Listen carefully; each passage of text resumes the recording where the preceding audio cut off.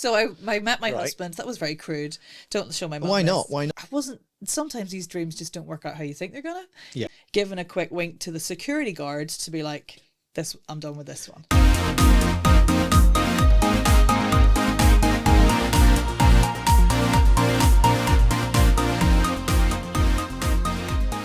Well, hello and welcome to the latest edition of the About Small Business podcast. In this episode, I'm going to be speaking to Nic Redman from Nic Redman Voice. Nic, thank you so much for joining me on the podcast. Thanks for having me. And I'm hoping that this is going to be quite educational for what I'm delivering, because you obviously do work with a lot of podcasters. Yep. And you offer great deals of training on your through obviously your own podcast. Mm-hmm. And what's that called? So it's called the Voice Coach Podcast. The Voice Coach Podcast. Yeah. So one I will be tuning into to obviously improve what I'm doing. And you have also, I found out recently, got a book on the mic. Where did you find that? Where did I find it? I handed it to you as it came through the door. I found that on Amazon, believe it or not, and didn't have a chance to purchase a copy before you came. And so if it's okay, if we can perhaps maybe sort of cover a little bit of the content of this throughout what we're discussing. But first of all, it won't take a genius to work out that you're not local to the northeast originally. I'm not. I'm an interloper. You're northern, but a different flavour. That's it, northern but different. But you were born in Ireland. Yeah, Northern Ireland. So can you perhaps just tell me a little bit how you came to be where you are now? Yeah, well, I escaped Northern Ireland, not that it needed escaping from, to go to the big city of Manchester, which for a wee farm girl like me was a big culture shock. It was just astounding that there were buses, to be honest. I was like, I can get a bus and there's one every 10 minutes. This is the dream. So I went to Manchester to do performing arts degree. Right. And from there, I went to London to do a master's in musical theatre. I was going to say, I noticed on your profile you did a musical theatre. So, I mean, are you a performer in that sense, sort of singing, dancing? I was, yeah. That's how my career started. I now just recreationally sing to annoy my family or in karaoke in the local pub. But I started in musical theatre, kind of bounced around the London Fringe and into the West End. And I was attempting to live my little girl dream of being a West End Wendy or a twirly, and that was fine. But at the time, I wasn't. Sometimes these dreams just don't work out how you think they're gonna. Yeah. You know, I was getting work and it was fine, but there were issues with the style of my voice versus how I acted and how I looked. And at the time, it was still quite aesthetic driven. So there was a lot of like, well, your voice is great, but you don't quite look right, all that kind of stuff. So I never quite got the roles that I wanted. So I had actually started doing stand-up comedy once a theatre job ended, and then I got invited randomly to do a voiceover because I'm Northern Irish to it somewhere in West London, and they were going to offer me like, you know, a week's West End wage for like 1 hour's work. And I was like, I'm going to do this. But I'd never really thought about it before. Yeah. So I hopped into a studio over in West London, like putting my brave face on, like, I got this. This is fine. I did the voiceover in like 10 minutes. And the guy was like, that was great. Well done. You've saved me 50 minutes there. We're done. I can have an early lunch. And I was like, oh my God, that was the first time I was so nervous. And he was like, well, you're very good at it. So I was like, oh, okay. So that kind of forged you. That was the start of the voice pick thing, up really. on before, because obviously we will be talking about your voice coaching and your voiceover work a lot more. Just particularly curious, you've just mentioned that you had a brief spell as a stand-up comedian. Yes. And you've also told me that when we were talking before we started filming that your husband is a stand-up comedian as well. Terrible decision, but I married a stand-up. Yeah. But what I did find interesting was like the other day, just on is a social media post talking about female comedians and the feeling, I think it was Joe Brand was talking about sort of potential discrimination that female comedians felt. And I just want to say, because tonight I'm actually going to see Catherine Ryan over in Stockton. Fab. So I'm looking forward to that. I'm just curious as to if that had any bearing on your decision to move away from that. No, I stepped away from stand-up hilariously because I got knocked up. So I met my husband. That was very crude. Don't show my mum Why this. not? Why not? So I was going out with a comedian, Yeah. and we were both gigging. It was grand. Then we got pregnant, and I was actually doing some double act stuff at the time with a lady Right. called Amy Gledhill. Shout out Amy. And we all moved to Manchester at the same time from London. I got pregnant. We had a tiny spell as a trio with my, you know, baby inside. It was all very funny. Yeah. And then I was like, I'm going to step back from this while I make the baby. My husband stole her as a double act partner. And then they formed a beautiful alliance that's still going to this day, called The Delightful Sausage. And I never did stand up again. Right. That's... It feels more awkward than it is, don't worry. We're all friends. I'm going to say, I can imagine that could potentially put pressures on a marriage, but you're still here to this We're day. still here, And yeah. happy and Yeah. with children as well. So that's all Yeah, good. exactly. So I have a lot of, you know, comedy's a big part of our life, and my husband still is a comedian, and, you know, we're very aware of the gender situation in comedy, and it's a bit better, but there's always work that can be done. I definitely had some hilarious moments at gigs as a female stand-up. Me and Amy, when we were gigging, sometimes afterwards we would play good cop, bad cop with the punters. You'd get a lot of men heckling you, and then afterwards coming up and saying they were just giving us a hand, giving us some extra jokes to work with, and this really used to rile me up. So I would get very Northern Irish on them. Amy was from Yorkshire, so I would get very kind of Liam Neeson, like, I've got a particular set of skills, and if you don't, I'll shut your mouth. And Amy'd be like bouncy and friendly from Yorkshire to kind of just sort of dissipate the situation. So I have experienced it, yeah. Yeah. But it is interesting, sort of as you say, because I mean, the past couple of comedy gigs I've been to, there have been hecklers. And I think what's interesting as well, just on that, is like sort of if you're scrolling through TikTok, Facebook, you will get comedians who are thriving on that, like Jimmy Carr, who I've seen, and Paul Smith. And I've been to their gigs, and at both gigs of those two particular comics, people have actually had to be removed, because some people, they'll shout something out, it's one comment, and then they'll get put down, and it's funny, everyone moves on with the acts that they've paid to come and see. But there's always seems to be one idiot that will insist on taking it too far. And I'm interested to see tonight, because I can't help but feel at the minute there's a certain type of man who will push things further with a woman than he will with a man. There were always different types of hecklers that I feel there were like maybe 2 or 3 categories of hecklers. And forgive me, I've not gigged for like 9 years, but I remember feeling like there were the people who just wanted to join in because they were having a lovely time. Yeah. So sometimes they'd just repeat your punchline, Yeah. or laugh a bit more. And it The was overwhelming lovely. majority. Yeah. Then there were people who were trying to help you out, you know, and like show that they were also funny. Yeah. And then there were people who just were there to cause havoc. Yeah. And depending on the I'm not sure it was the worst between the latter two, the ones that think they're funny. Some people just think they're funny and they want to Yeah. join in. Some people genuinely think giving you an extra, like a topper on the end of your punchline or something that they think is funnier is helping you. Like, and some people just want to be horrible. Yeah. So it was the main skill, I think, back then, because I used to love hecklers because I like being really present, and I was Yes. quite good and quick with dealing with hecklers. Actually, the night I met my husband, there was a brilliant heckler, but that's another story. So it was about going, which kind of heckler are they? And how do I respond to this heckler in a way that respects that? So if it was just somebody in the front row going, yeah, and it was green, and you were like, what? You know, and just Yeah. trying to be like, bring them in and be polite, Yeah. and then move on, versus giving a quick wink to the security guards to be like, this, I'm done with this one. If you're enjoying this content, please do like and subscribe to the channel. Don't forget to hit the notification bell to let you know exactly when another podcast's going to drop. Yeah. Yeah, so it's part of the job is, I think, understanding how to deal with it. Yeah. Which and interesting as well, because I'm not expecting that you're going to be getting that in a West End show, are you? Well, not in my day, but nowadays, some people go to West End shows thinking it's a sing-along, or thinking that they can get involved. It's fascinating. So it can be a little bit more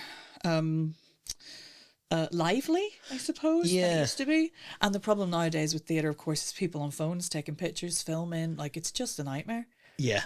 it's interesting, as I say. I mean, as I've mentioned, I do a show that I travel round with, and by and large, most school audiences that I perform to are absolutely fantastic. But just every so often you come across maybe sort of one or two kids, and it becomes clear you've no idea how you're supposed to behave in that situation. And I think, to be fair for the kids, it can be quite difficult because they've been told in class they need to essentially sit down and shut up.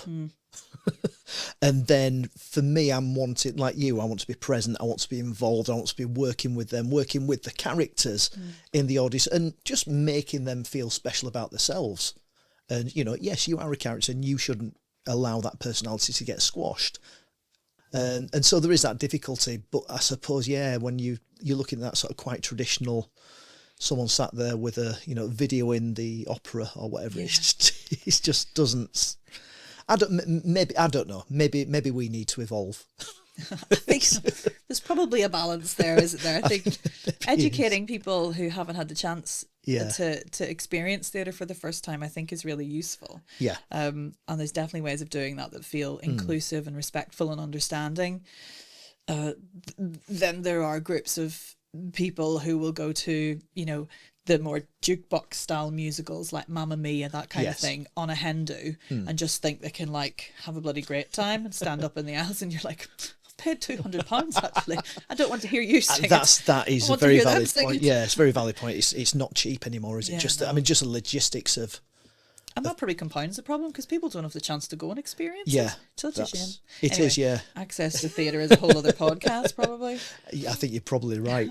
But I mean, in a sense, then moving on from it, I suppose you've always been self-employed. Have you ever actually had a job? I mean, I had part-time jobs. Yeah. But they were never forever jobs.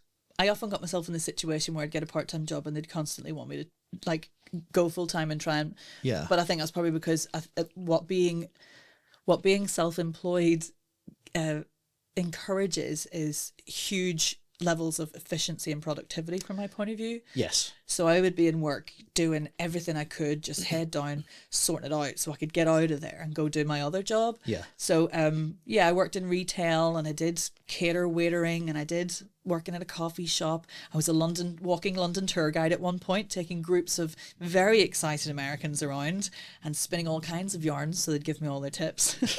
That was a good one for voice.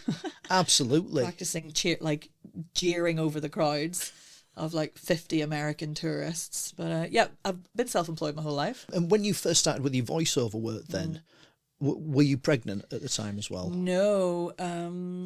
I've been a voiceover for 20 years. Right. So since I stopped theatre and went into voiceover, that was my main job. So I was doing voiceover and stand-up for about 10... Right, I see. So they ran concurrently, hence yeah. Right. It worked really nicely. And then you got knocked up by your knocked off. Oops. Sorry, dear. So, I mean, in terms of your voiceover work then, a lot of that presumably picked up down London, or were you... Well, the funny thing was, when I started really throwing myself into voiceover was actually after I'd done a significant acting job. So I'd had a job for about 8 or 9 months, which was driving around the country on a narrowboat, jumping off at pub gardens to do plays to people. Right. They decided to be there. We didn't just jump in the middle of flick yourselves on. Get my ukulele out and off we go. So I did that job for like 8 months or so, saved up a load of money and bought a little studio setup back then. I did what I do back then, Barry, which was, how can I do more of this? I need to find some people. I need to meet some folks. So I infiltrated a West London voiceover meetup. Which, I was South London, so I was like, oh my God, will they let me in? And I snuck in and I was like, yeah, I live in London. Yeah, I live in West London. And they were a group of people who were like full-time voiceovers. I talked to them, I asked them questions. I learned they all have studios. I was like, right, I'm going to get a studio then. So that was the next thing. So I did this theatre tour, saved up all my cash. I'd moved out of London to do that tour and back to my parents who live in Northumberland. Then I got my dad to staple some quilts to the wall in a cupboard off an attic room in their house. And I set up my first, let's call it a studio, but I literally had to commando crawl in and record on my belly. It was hilarious. I'm laughing because I used to do a similar thing. Putting my sort of vocal recordings down, but it was basically sort of the clothes rails. Pillow I've fort. got clothes rails and then the quilts. And I'm interested actually because I got that tip from a magazine called Sound on Sound, and I'm just wondering if you used to read it. God, no, but I remember it being there, but I Yeah. never read it. I think I was more of I've always been a relationship person, I think. I've been more nerd and techie. So. Yeah, no, I'm more like, come here, you look like you know what you're doing. Let's be friends. Can I buy you a drink? Help me sort this out. So yeah, I set up this wee studio, and then again, this was 20 years ago. I just got on the blower and I was like, hello, I'm Northern Irish. I've got a studio. Do you need me? And they were like, yeah, actually not, because back then not everybody had home studios. No. It was a new thing. So they were like, yeah, we don't have any Northern Irish voices with home studios. I was like, brilliant, you do now, great. So I was just doing that and then doing gigs in the evening, and I'd actually met my husband, so I've kind of gone up and down to London to do bits and bobs. Was it as literal as that? So essentially you were doing telesales for your own business? Yeah. Right. It didn't take that long to start to build. In your part-time jobs, did you have any training for that, or was it just you driven by like, so this is what I want to do, this is what I need to do, and I'm just going to ring you up and let you know what I can do, and I've never really. This is how I can help. Yeah, I've never really reflected on why I did that. I suppose there's an element of being a performer that's very self-driven, yes, and relationship-based and networking-based. So I was always talking to people or approaching cast and directors or agents and doing that. So I suppose I looked at it quite logically in my head, which was like, well, I need people to give me work. People need to know I'm here. Yeah. And I'm selling my voice. So I'll just talk to them. And that was sort of what I did, I suppose. Yeah. So yeah, I just kind of, I whether it was instinctive or luck to discover that kind of approach, I don't know. But yeah, it probably was like telesales. It does feel quite organic, because I remember we met recently at the podcast Paddock event, and you were on the panel. So I'd read a little bit about who you were, and I'd seen you come up as voice coach, and then you started talking, and I don't know, it's like, not brilliant Northern Ireland. You've got that accent, and I've mentioned I sort of flirted briefly with doing some voiceover work, and the problem I had was I'm not particularly broad Yorkshire, but I do other voices, other accents, and trying to sell that was a really tough sell, because there's going to be someone else that can do their own natural accent better than you can imitate it. And the thing that most of my work came from the internet and Facebook, from a group of people all over the country. Americans strangely employ me to do an American accent. Australians employ me to do an Australian accent and an American accent and things like that. And it's interesting, but like, so when you've got that, yes, I'm Irish, I've got a studio, it does seem, great. We know where we're coming from. We know it's that simplified message, which I think is how because it sounds to have gone fairly successfully for you. Yeah. And I think the other interesting thing is I remember when I was first setting up a music recording studio, there are lots of people that were loving recording, loving setting up a studio, loving playing around with this recording stuff, but so few people wanted to A, sing, and B, speak. And that's what I would like to maybe sort of move on to now, because this is a service that you offer. You can help people with those reservations. And it does strike me as quite remarkable how reluctant people are to hear their own voice, because it's not something that's bothered me. But I am aware, obviously, from trying to get guests on this podcast, people I know have got an amazing story, and people who seem really confident but don't want to speak. And if I can ask you about that, why do you think that is? Yeah, the relationship people have with their own voice is fascinating. And as a voice coach, you're very aware of what that can mean for somebody from like the start of the training. I mean, I went back to the drama school I trained at in musical theatre to do an MA in voice studies and vocal pedagogy. And so much of that at training is actually about investigating your own relationship with your own voice to understand how important that is to you, and thus how important that is to your clients. Because I'm just going to say, because you've actually studied, you've got lots of formal qualifications in this as well. It's not just you've not just sort of racked up and think, I've been doing this, I can help. You've actually studied quite deeply. Yeah, and it's ongoing. It's constantly ongoing Yeah. with the studies, and that's one of the things I think that I can proudly claim as a voice coach, as a speaking voice coach, particularly now I work with business people and entrepreneurs and Yeah. podcasters, is that I'm coming at this with an actual master's degree in both the voice and the ability to coach and teach Yeah. people. You know, and I went straight out of my master's and taught in all of the major drama schools in the UK for on and off for 5 years. So I'm a very highly qualified and experienced teacher and pedagogue. So yeah, I'm proud of that, because it's not something that every person out there teaching people how to speak has. Yeah. It's a very important part of the message for me, is that it's very much about how the instrument works and your relationship with that, and how I can help you cultivate a really good relationship with your voice, understand how your instrument works technically, anatomically, if you want to know muscle names, you know, depending on the person. It's all about making sure you can use your instrument in the best way possible, so that when you talk to people, when you pitch your business, when you start a podcast, when you present at a networking gig or do a keynote, your voice is working beautifully. You don't have to think about it. You can focus on the words and the connection and the story and the delivery. And that's the second element of what I do now, is this idea of almost like creative direction for speakers. Yeah. So you can learn how to use the slides, that's great, and you can learn how the structure of a presentation, that's great, and you can learn all of this stuff. But ultimately it's like, okay, we've got the voice, we've got the words. How do we connect those in a really creative, exciting way, so that your delivery and your performance is really engaging? And it's interesting because it's your voice, I think, arguably is the most human thing about you. Because of how it can convey emotions. And I think it's a really interesting thing, because we had sort of briefly been chatting about social media, and the one thing that gets me, and a comment that might be perceived as funny in a pub situation, that you might laugh off because you think, right, they're being ironic, but on paper it seems serious, but the voice can be so disarming.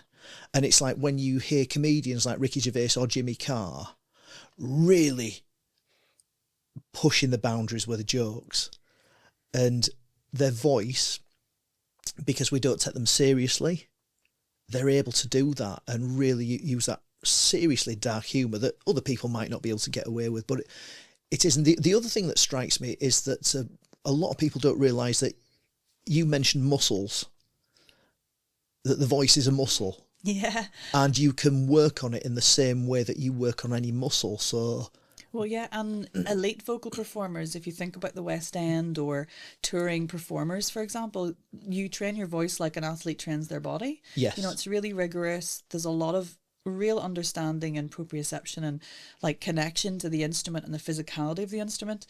So it's what I find really interesting is that when I'm talking about my business and what I do now with people, they're like, oh, I didn't even really think I could do anything to change my voice. I think that was my voice. That is a common perception though, isn't it? And it also, really is. And it's not always about changing it. It's about understanding it and learning to use it in a more efficient, easy way. Yeah. So I don't come to this going, we need to change that accent. You say TH instead of F. We need to change that. That's awful. I come at this at what have you got right now?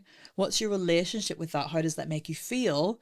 How do you want to feel about it? And how do you want to impact the audience? Because a lot of my coaching now actually is like, yes, we're looking at the voice and we're thinking about the muscles and the tonality and the resonance. But ultimately, speakers in the worlds I work in now, like podcasting and pitching and presenting and all that kind of stuff, CEOs who are doing, you know, big talks and motivational speeches for the next 5 years, all that kind of stuff. It's weirdly not about their voice at all. It's about how their voice, how it makes people feel in the room. Yes. So there's an interesting process of going through kind of, yes, we're working on your voice, but we're working on your voice so that you don't have to think about your voice at all. So that it becomes kind of this unconsciously competent process so that you can focus on the connection and the impact you want to have and how you're trying to make people feel. So in the same way, a runner will really work on their technique to make sure their foot strikes the floor right and they're using their arms in the best way so that when they're in the moment of the race, they're not thinking about that. I'm going to people, you know, we can release tension in the tongue, or you know, we can do this with your tonality, or you know, we can do this with your warm up, so that when you're up there, you're not going, oh God, my voice is really high and I don't know why. I'm losing people. your voice is fine. It's prepped. It's ready to go. And you can focus on being in that moment and connecting with people. I think, has that in any way been a kind of a barrier to success for you? People not believing that they can change their voice? There's an interesting thing I'm experiencing now, which is because I work a lot more with corporates now, is that a lot of people assume, and there are elements of voice in the work of some people who teach presentation skills and media training. But the interesting thing I get is, they've had presenter coaching. They've done presentation coaching. I'm like, great, because that's really needed. Yeah. But I'm a voice coach, and it's about helping people understand that, yes, you've done story arcs and structure and how to use or not use slides. You've done like body language and all that stuff. Yeah. Now I'm sort of like the cherry on the cake. It's like, let's up your game even further and really give you command over your voice, because I've seen people do incredible textbook tick, tick, tick, brilliant presentations, still lacking vocal confidence and really owning the sound that they're making, and still terrified to get up and present because they don't know what their voice is going to do. So it's more the understanding of the niche area than once they know it exists, they're like, great, it exists. But it's like, but what does it do? So it's interesting talking to people and getting the chance to really translate exactly what I do when I'm in the room. What I find fascinating is with, I suppose, physical coaches. I mean, I've interviewed gym owners, fitness experts. It's that thing with what they're doing. It just seems so much easier to understand because everything is so very visual. But what is interesting, and this kind of aligns to what you're saying, and also aligns with your experience from what you were saying when you weren't getting the parts that you necessarily wanted. And you see people, you see like your Mr. Universe type figures who are just incredibly natural genes. They're perfect for bodybuilding. And even within that niche, it's like sort of people that you think, wow, he looks competition standard. You then find out, actually, no, people have criticized they've not got the genes for it. I think it's Arnold Schwarzenegger saying that Sylvester Stallone wouldn't be able to compete because his genes weren't right for bodybuilding. It's like, what? It's like, but within, they just know that. But you can see, and it's about people becoming the best that they can do. I mean, for someone like myself, I'm not suddenly going to be able to widen my skeleton so that I can compete at, that level. But I can become fit. I can watch my diet. I can train at a level that's appropriate for a 53-year-old guy. and just, so that leaving the gym without some sort of injury is a win. But, and I think you have to do that. And there's a level of acceptance, but that then brings confidence. And that does seem to be a lot of what you're saying with the voice as well. And also from my own experience, I'm comfortable speaking, very comfortable presenting, never had any formal training in either. But I suppose it's like the guy that's going down to the gym, doing his workout, following his own thing. He can get so far, but like just to maybe get to that next level, you can't underestimate the value of a coach that can just help you. And it's, I suppose in many ways it's about time as well, isn't it? You can save people time getting to where they maybe need to be. That's exactly it in terms of time. I think the nice thing about voice coaching is that it can help the person who is just starting just as powerfully as it can help someone who's been going for years and years and years. Because it's so, every session and every situation is really bespoke and niche and tailored to the person in the room. So I can have someone who is a really successful keynote speaker traveling all over the world going, I've got this amazing keynote coming up. Can you help me prep? And it's that kind of creative development side of it. And an outside eye to go, well, let's tweak that warm up actually, because I think this bit would need a little bit more emotional range, and can we get a bit more variety in there? But then if somebody's also coming to me completely on the start of their speaker journey, maybe struggling with nerves or anxiety, or maybe they're just super excited, they've never done it before, you can do exactly the same things, but it's a different level, different feedback and different wins. So that's what I love about it so much. Just out of curiosity, because we've both been addressing what you do as to help, I suppose, assuming that a lot of your customers are going to be either presenting on a podcast or giving presentations. But I'm just thinking back to my teaching days and how you might use your voice to assist you in controlling kids or to just prevent you from being interrupted. I know, like, sort of media training for a lot of politicians, they're trained to pause mid-sentence so that someone doesn't interrupt them. Which is so annoying and doesn't make sense for the emotional flow at all. And maybe that's the problem. And interestingly, just something, a sort of a tip that I found out for myself is, like, sort of from teaching, is if you try and shout over people, that's not going to work because you're kind of compounding the chaos. Whereas if I've got a noisy class and everyone quiet hasn't worked, if I then start speaking very quietly and want everyone to settle down, then you find that sort of group will all of a sudden, and I do this in my shows quite a lot because we've been singing, we've been watching comedy sketches, I've been intentionally winding them up, making people laugh, and then I need to actually teach them some English skills, some punctuation or grammar skills. And what I do is I've got a little bit at the start of each of my sections of the presentation that don't really matter, but they're there to just calm people down a bit. And it's right, and so the next bit that we're going to do, and I'll lower my voice, and all of a sudden everyone's like, oh, what's he saying now? And it just allows them into that. Do you do much coaching to help people? I don't want to say manipulation, but like, so with controlling for other people. So, for example, maybe salespeople who might want to use the voice to become more persuasive. Does that form much of what you do? There's an element of this which falls under communication, I suppose, isn't it? And the ability to communicate in whatever way is necessary for you to do your job in the right way. I haven't worked with salespeople explicitly. Yeah. But I have worked with lots of different people in lots of different situations that require different levels of voice use and for different types of communication. I think it's interesting, isn't it, how you frame it or think about it? Because all forms of communication are some kind of manipulation in a way. Yeah. They're all emotionally driven. I talk about this a lot in my coaching. You know, it's like every time I ask my husband to make me a cup of tea, I'm emotionally manipulating him in a certain way to make sure I get that cup of tea, right? So we both work from home. Cup of tea time is like the water cooler moment for us, checking in on what's happening, like what the goss is. So if I'm running from one session to another and I need a cup of tea really quickly, I'm going to be like, can you make me a cup of tea? And he's going to be like, yes, okay. Clearly there's time pressure here. She looks harried. I'll get her the tea.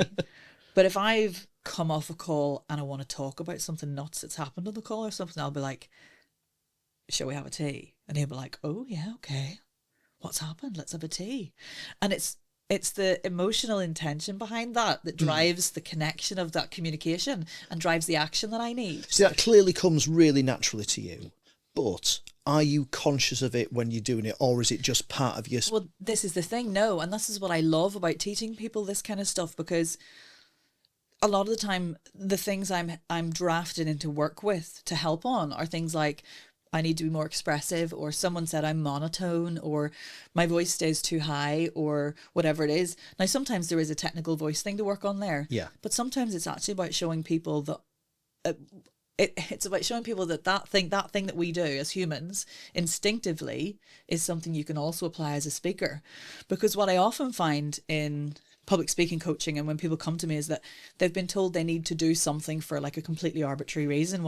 I need to go high on this bit, or I need to emphasize that word. Right. And it's all very like instructions driven. And I'm like, well, that's why you're sounding kind of robotic and lacking flow, because you're saying, I'm just going high on that bit, or I'm just really going to emphasize that word without thinking about why.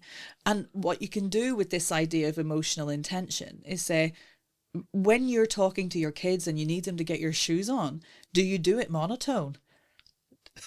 I was going to swear there. You absolutely don't. There's emotion behind that. Now, you're not. If you want to swear, by the way, I do tick the box that says, no, it's not aimed at kids. So you go for your life. Right. I might regret that, having in mind what you were telling me Irish earlier. swears. Your voice is really feckin' expressive, right? Because you're like, oh my God, I've asked you 9 times, please put your shoes on. And I'm not going, I think I should emphasize please and shoes. Like your body, you just do it because you're emotionally connected to your mind, your body, your breath. It's all there supporting this communication, this manipulation that you have to do, right? So once you show people or remind people that in real life they have much more expression than when they're on the stage or when they're on the mic, because there's emotional intent behind everything, then you can start to use that in part of the process. So sometimes it takes a bit of time, and what you end up having to do is support their need or desire to be more expressive when they speak, high notes and low notes, with the right voice exercises. And that's the difference in terms of voice coaching when it comes to that, rather than like presentation coaching and that kind of a thing, because it's going, like might be like, I get the idea, but I still don't think I'm expressive enough. And I'm like, okay, well, let's do this exercise to release the tongue root, and let's do this exercise to widen your range, and let's do this exercise to focus on your breath, so that the tool is right to get that emotion and that intention and that impact really, really easily. So would it be fair to describe what you're doing as making people aware of their own power to control their voice and use that as a tool? Yeah, I think control's an interesting word when it comes to voice, because people talk a lot about breath control and voice control and the ability to control it. And yes, there's an element of that, but it's actually more about preparing the instrument to have flexibility and freedom of movement so that you can have flow. And rather than be thinking about controlling it all the time, because actually what we don't want in those moments of impassioned communication is loads of control. You don't want to be thinking about all that. I think if you get that as well, I'm just thinking like sort of when I've read scripts, it's never quite the same as when I speak naturally. Mm-hmm. And that's a real skill. Yeah. It's one of my special, secret, amazing skills to be able, because I'm a voiceover artist and I've been doing it for 20 years. And the whole job is they give you a script and 1 minute later you read the script. So it's about practicing sight reading and getting comfortable with that and finding flow and all that kind of thing. But yeah, this is where I want to go off into like voice nerdy tangents when you talk about like Let's control go or for support. It. Go for it. Don't want to put the viewer off with too much technical stuff. For me, there's an element of this which is, it's similar to how I feel about the word confidence, right? Vocal confidence, because people come to you with certain requests, i.e., I want to be more vocally confident. Yeah. And then you're like, okay, well, what does confident mean? And then you get to the crux of what they actually want. What they really want, because confidence is weird, right? Like what looks confident to me might not look confident to you. I might feel confident, or I might not feel confident but look confident to somebody else. I'm like, well, do you want to feel confident? Do you want to sound confident? Do you want to be perceived as confident? Like, what is the situation here? And often it's not about that. It's about feeling comfortable up there, feeling competent at what you're doing, and having the ability to flow, right, with your voice. With control, I think it's the same, because someone will come to me and go, I need more vocal control. And I'll go, well, what does control mean to you? And then they'll go, oh, well, I just feel like my voice goes really kind of flippy like a teenage boy. And I'll be like, okay, so that's actually a breath thing. That's a release of tension thing. Maybe a nerves thing. And then you can kind of diagnose and assess and decide the path you're going to take. So yes, it's about power, but it's about like what kind of power they want. And yes, it's about control, but control is like a blanket term that is that works because they think that they understand that that's a tangible thing they can come to me for. Yes. And then it's my job to go, I was just going to say, what's underneath that though? What does power mean to you? What does vocal control mean to you? I suppose the best thing I can liken it to is like when I say I want an extension, and then a builder starts talking to me all about steel beams, and do I want, what type of brick, and then sort of new ones to do what matching bricks, and so I can kind of get, okay, I want the brick to look a bit like that one, but that's kind of where I'm. And I suppose many professionals, you've got that, but you've already sort of addressed that in saying you can work with people through the conversation, and you can kind of work out where they want to be and then help them get there. Yeah, because the interesting thing is people come so often with arbitrary feedback they've been given on their voice that they did not ask for. So Someone will do a presentation in I work. suppose using those meaningless terms, like I say, when I've used control, and it is one of those things that can mean all sorts. Yeah, and it's common parlance for things for like Yeah. voice and things like that. I need to have a more powerful voice, or I need more control over my voice, and that's why it's okay. Like, come to me with those words, and we'll talk about and get to the crux of what you want. What they actually mean, yeah. But yeah, people come to me with this sort of, oh, my boss says I speak too fast, and I'll be like, okay. And then it's about questions and discussion about what that means, how they feel about that, what it means for their speaking. Do they speak too fast? Or was their boss just actually not listening properly and missed some of the stuff? Because interestingly, most of the time, tangent, when people speak too fast, they're only speaking too fast when people aren't interested in what they're saying. Because if they want to hear what you're saying, you're not speaking too fast, they keep up with you. And usually that's when people agree with you. If they agree with you, they'll absolutely hear what you're saying. If they don't agree with you, they will suddenly realise your accent is too strong, or you're too fast, or you're not clear enough. But this is a sidebar point there. Yeah. So my job initially is definitely to receive people with those comments, ideas. They'll see someone, I want to speak like this person, or I love this podcast host, I want to sound like that. And it's about me going, okay, great, I understand what you're saying. You understand what you're saying to me. Let's get to the crux of what that really means for you and your voice, and like what the route is to get there. But it's interesting because I would say, there's no point me doing a voice course for entrepreneurs and people in business that's called the vocal resonance and laryngeal manipulation course. It's me going, the vocal confidence course. Yeah. And then when they get in there, I teach them how to release their tongue root, and I teach them how to have more expression and more resonance, and I teach them all that stuff. But it's that delicate balance between those terms like power and control and confidence. Stuff that your general public can understand and how you then interpret it. Yeah, or someone comes to me going, my boss says I'm monotone. I'm like, well, it's almost not sonically possible to be monotone. No. But I know what you mean. Yeah. So let's get to the bottom of it and so you find a way help. through. Right. I do want to bring up the elephant in the room, and that is AI.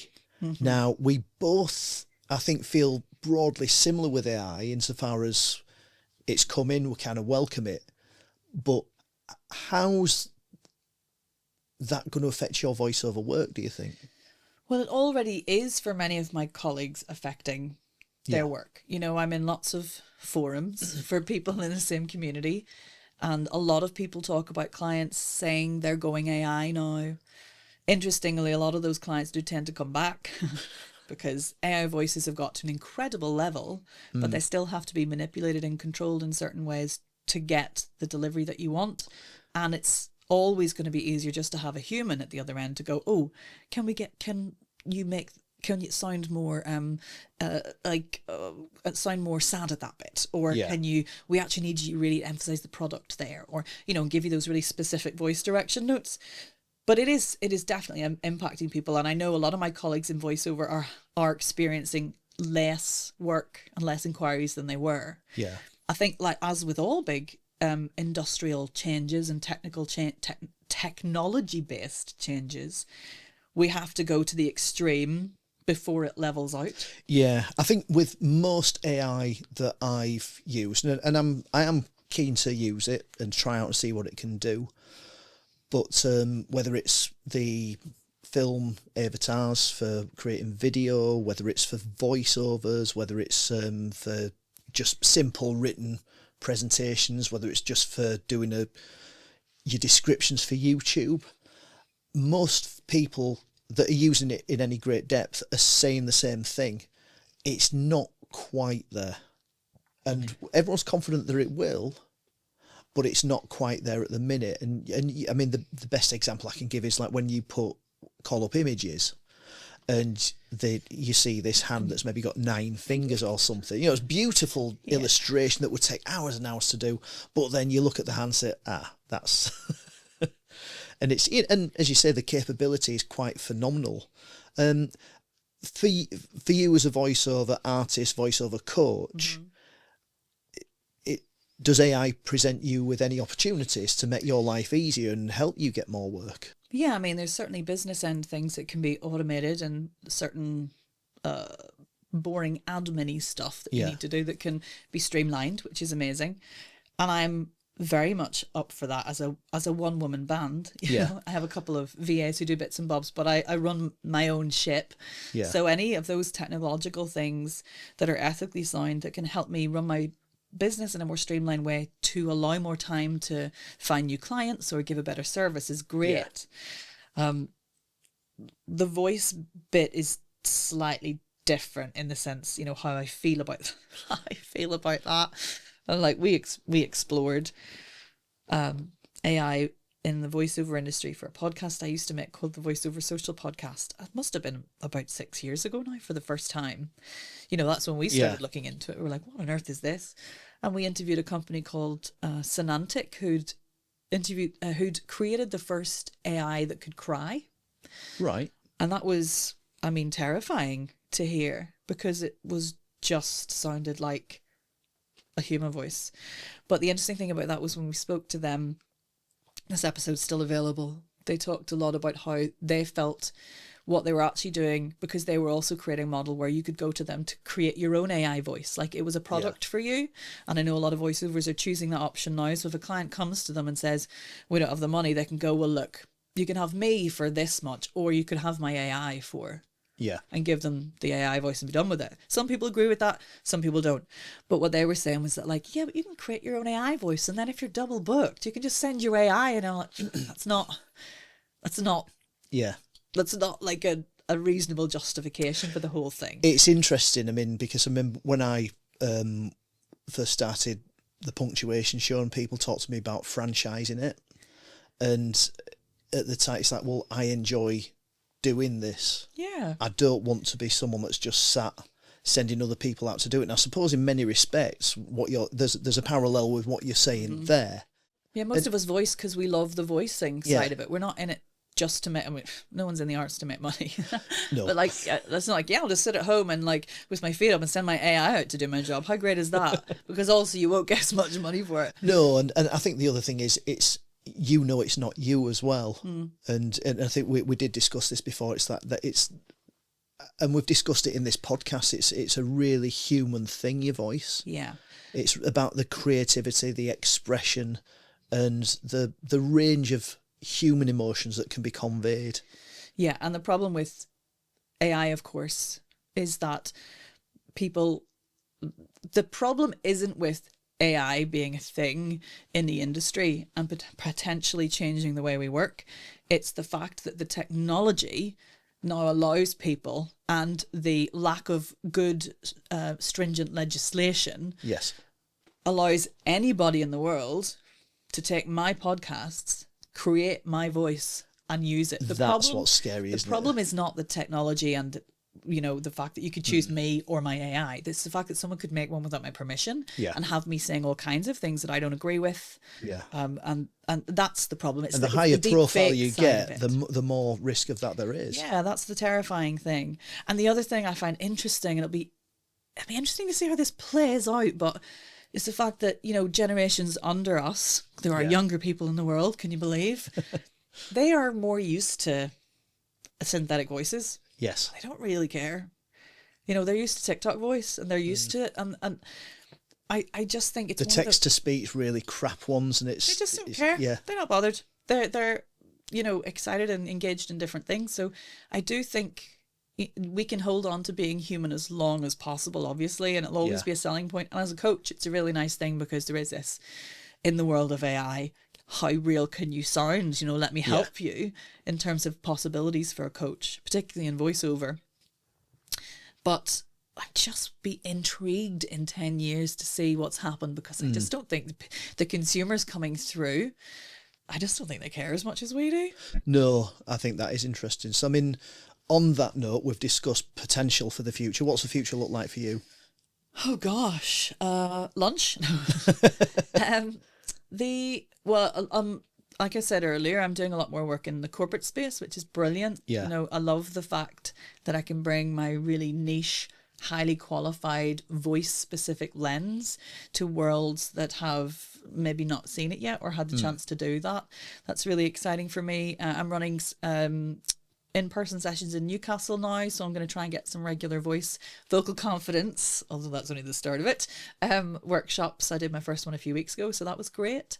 I'm doing a lot more speaking and panel hosting and that kind of thing. So yeah, just using my voice to help people use theirs. And if people want to inquire about that, just get to your website, your LinkedIn profile. Is that how you... Yeah, if they go to onthemicbook.com, that'll bring them to the book and thus my website. It's probably the best way. But I'm also on all of the socials.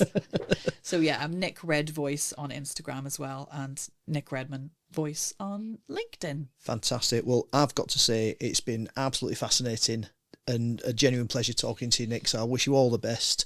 I hope you get a few bookings from this. Thank you so much for agreeing to come on. Thanks for having me. Cheers. Total pleasure.